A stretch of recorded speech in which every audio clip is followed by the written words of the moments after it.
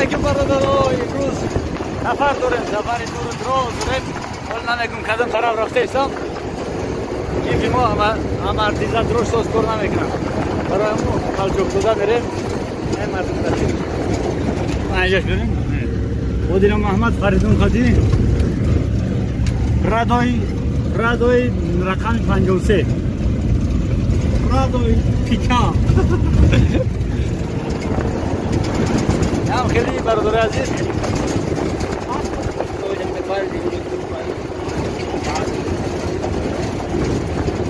رفته استیم سفر دراز برادر یک نوروی جالب تشکیل میکنیم. تماشا میکنیم اینجا. و برادرای میگفتن یه بچه هم طرف برا نرا برا هم طرف رفته استیم. ولی نمیگم اینجا رفته استم برادرها در نواری دیگری بعد میبینیم میفهمیم که هم طرف رفته استم. این برادرها راه تماشا کنیم و خوب.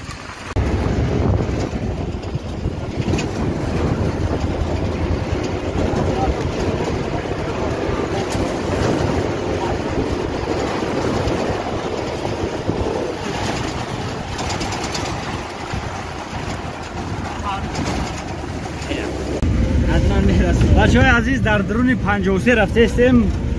نمیشه که تلفن خطی از حقشن نیست. مردا که سلام مینویسی ماشین میجنبه حقارت میره و یک بیگه میره. برای ما برادر در واتساپ کمتر بنویسه که نمیتونم جواب داده و کلاسوی را گوش کرده نمیتونم.